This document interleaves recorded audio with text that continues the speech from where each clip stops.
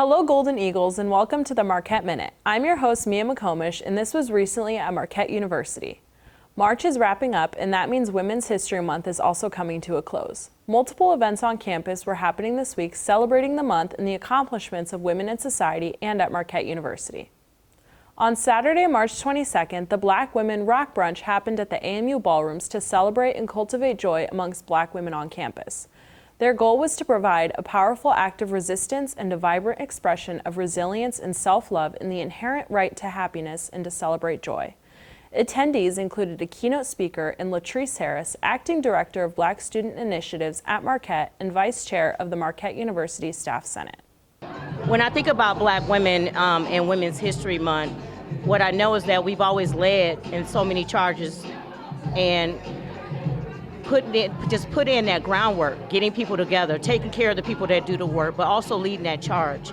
And the support and the effort of women has been invaluable across this country for years. And so to be here today and celebrate Black women, what they bring to the table, their energy, their education, their passion, this is why we're here today, to acknowledge them and all the beauty that they bring into every environment they step into. For us, when we think about what's real justice, it's not just about our voice, but bringing women together as a community so we can bring that energy together and make magic happen across campus and really do the work. Later in the week on Wednesday, Soup with Substance, run by the Office of Inclusion and Belonging, had a panel discussion featuring a panel of women student leaders who came to campus to share their journeys at Marquette. Here's what one of the panelists had to say about inclusivity on campus. Just really leveraging your own privilege and using your privilege to advocate for others. For me, I'm really passionate about immigration rights as well as mental health and people who are impacted by incarceration. Yeah. Later that Wednesday night, there was this month's Found Family Dinner where all individuals, regardless of their background, could come together and bond in community over a meal and shared conversations. Each month they have dinner and discussions over things that matter and strive to create a safe space to exist and to be themselves. It is open to all, regardless of race, ethnicity, religion, and sexuality. And finally, to wrap up and follow up on our latest segment, the Muslim Student Association's Ramadan Iftar Dinner was held in O'Brien on Friday night with food from Oasis Chicken and Grill to celebrate the end of the Ramadan season. The dinner was free to all to come in and celebrate, and many people came in to break the fast together with friends and peers. For more insight, here's what a few students had to say about their holy season of Ramadan this year.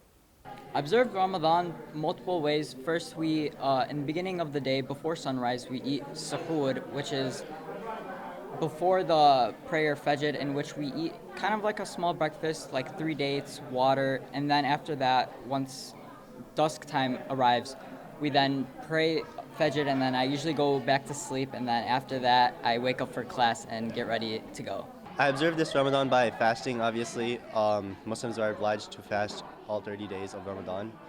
I also attended the Tarawih, which is a nightly prayer that Muslims have. It's kind of like a Ramadan special type of thing, where after Isha, which is our nightly prayer, we pray 20 rakat or 20 rounds of a nightly prayer. And throughout that nightly prayer, we finish an entire recitation of the Holy Quran. Muslims throughout the world find themselves being able to do more good deeds, being able to not do some certain bad deeds. They're able to push themselves and strive more, and I feel like that's the most important part about Ramadan, apart from the fact that there's all these people at the masjid that you don't normally see, and there's all these other fun activities and other celebrations around with Ramadan. This year I enjoyed sharing experiences with some of my peers as well.